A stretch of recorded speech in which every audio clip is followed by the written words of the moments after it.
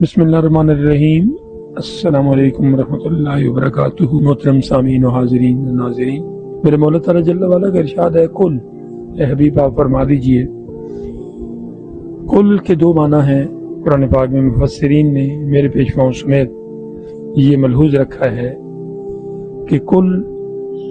سے جب میرے سرکار کا کہنا باقی لوگوں سے ہو تو پھر اس کا معنی کرتے ہیں آپ فرما دیجئے، اور اگر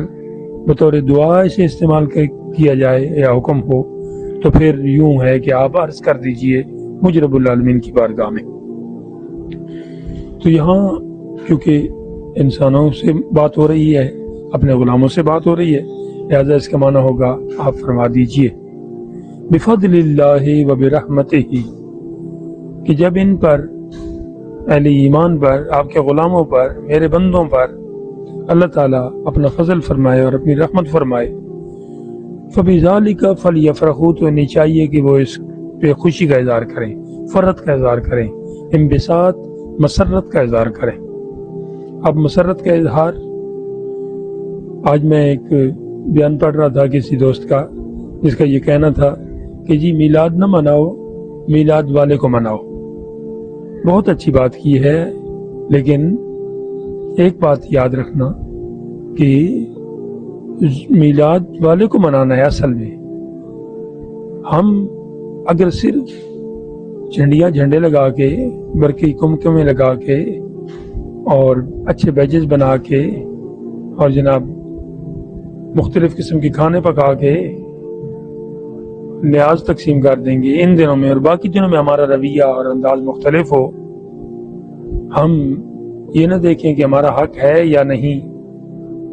ہم وہاں پہ پہنچ جائیں اور اس قسم کے مسائل، تو پھر واقعی یہ چیز ٹھیک نہیں ہے۔ مزے کی بات یہ ہے کہ کہا جا رہا تھا دوستوں کی طرف سے کہ جی یہ سارا سال ہے، بلکہ کل امام کعبہ یا یوں کہیں امام مسجد حرام، اس کی طرف سے بھی یہ بیان آیا تھا کہ جی یہ کوئی محدود وقت کے لیے نہیں ہے۔ بالکل ایسا ہے، بالکل ایسا ہے، 100% آپ ٹھیک کہہ رہے ہیں کہ یہ صرف جز وقتی نہیں ہے کہ بس 10 یا 12 دن دوسرے دوستوں کی طرح جیسے وہ محرم میں کرتے ہیں ہم ربیع الاول میں کر لیں، واقعی ایسا نہیں ہے۔ لیکن میری جان، اس میں یہ ایک بات کہاں سے آ گئی کہ ان دنوں میں آپ نے خوشی نہیں ہونا؟ آپ پورا سال کریں نا عمل، کس نے آپ کو منع کیا ہے؟ اگر یہی بات ہے تو پھر میں یہ سوال پوچھنے کا حق اپنے پاس رکھتا ہوں کہ جب رمضان شریف آتا ہے تو اس وقت آپ بہت خوشی کا اظہار کرتے ہیں اور قرآن پاک کے نزول کی محافل کرتے ہیں، تو وہاں بھی ایسا ہی ہے نا کہ قرآن پاک صرف اس لیے نہیں کہ جن دنوں میں آیا ان دنوں میں اس کی نزول کی محفلیں کر لی جائیں یا خوش ہوا جائے، باقی دنوں میں نہیں ہے۔ وہ تو عمل کے لیے ہے، جیسے وہ پورا سال عمل کے لیے ہے، ویسے ہی میری سرکار پاک کی زندگی ہمارے سارا سال عمل کے لیے ہے، پوری زندگی کا ایک لمحہ عمل کے لیے ہے۔ قرآن ہے کیا؟ یہ قرآن خاموش قرآن ہے اور میرے سرکار بولتے قرآن ہے۔ آپ نبی پاک علیہ السلام کی زندگی کو ہٹا کے قرآن پاک کو سامنے رکھیں تو آپ کو ایک سورت تو بڑی دور کی بات ہے، رکوع تو بڑی دور کی بات ہے، آیت تو بڑی دور کی بات ہے، جملہ تو بڑی دور کی بات ہے، لفظ تو بڑی دور کی بات ہے،